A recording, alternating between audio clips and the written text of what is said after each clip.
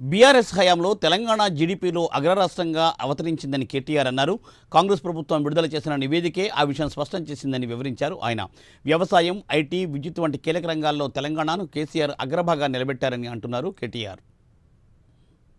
స్పష్టంగా చెప్పినారంటే ఇన్ని రోజులు కాంగ్రెస్ చేసిన ప్రచారం చిల్లర ప్రచారం, రాజకీయాల్లో లాభం కోసం చేసిన ప్రచారం అబద్ధం, పచ్చి అసత్యం అనే మాట ఇదే నివేదిక ధృవీకరించింది.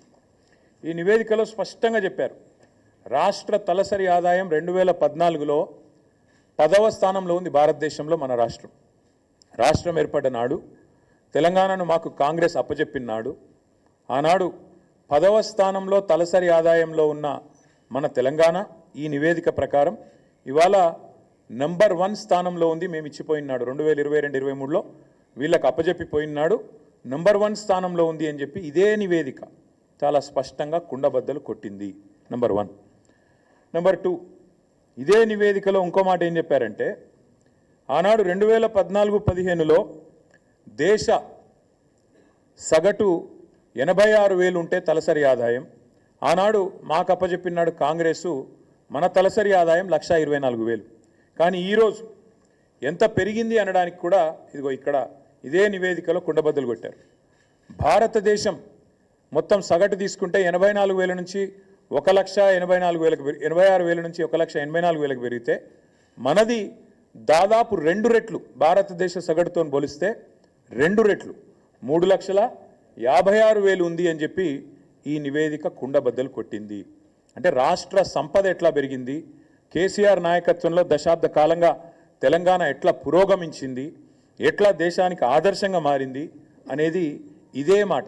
తెలంగాణ దివాలా తీసింది అని దివాలా కోరు మాటలు మాట్లాడిన సన్నాసుల నోర్లు మూపించే విధంగా ఈ నివేదిక వాస్తవాలను బయటపెట్టింది. రాష్ట్రం ఏర్పడ్డ నాడు ఐటీ ఎక్స్పోర్ట్స్ మీరు మాకు అప్పచెప్పినాడు 57,000 కోట్లు. మేము దిగిపోయిన నాడు ఐటీ ఎక్స్పోర్ట్స్ 2,41,000 కోట్లు. ఆనాడు ఐటీ రంగంలో మొత్తం మీరు దిగిపోయిన నాడు మాకు అప్పచెప్పినాడు ఐటీ రంగంలో ఈ రాష్ట్రంలో ఉద్యోగులు 3,23,000. మేము దిగిపోయిన నాడు 10 లక్షలు, అంటే 3 రెట్లు. అటు వ్యవసాయం పెరిగింది, ఇటు ఐటీ పెరిగింది.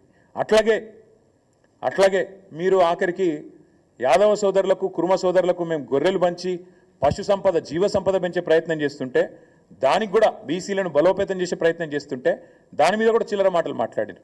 కానీ ఇది మీరు ఇచ్చిన రిపోర్ట్, షీప్ ప్రొడక్షన్లో number 1 in the country Telangana, జీవ సంపదలో number 1 in the country Telangana. అట్లాగే మీరే మాట్లాడినారు, మేము ఈరోజు కమిషన్ కూడా ఒకటేసినారు, పవర్లో కూడా ఏదో జరిగింది అని, విద్యుత్తులో కూడా ఏదో జరిగిందని. కానీ మళ్ళీ మీ రిపోర్టే చెప్తుంది మీరు మాట్లాడిందంతా శుద్ధ తప్పు అని. పర్ క్యాపిటా పవర్ కన్జంప్షన్ ఎట్లా పెరిగింది, ఎట్లా విద్యుత్ స్థాపిత సామర్థ్యం పెరిగింది, ఇది నివేదిక. ఎట్లా పెరిగింది ఆనాడు ఎంతుండే మీరు మాకు అప్పచెప్పినాడు పర్ క్యాపిటా ఎనర్జీ కన్జంప్షన్ 1,356 యూనిట్లు. మేము దిగిపోయినాడు ఎంతుంది 2,349 యూనిట్లు. మరి ఎట్లా పెరిగింది ఇది? వ్యవసాయ విస్తరణ జరిగింది, అట్లాగే పరిశ్రమల విస్తరణ జరిగింది, గృహాలలో కన్జంప్షన్ పెరిగింది, నాణ్యత పెరిగింది విద్యుత్తుది, కాబట్టి కన్జంప్షన్ కూడా పెరిగింది. ఇవన్నీ కూడా మీ రిపోర్టే.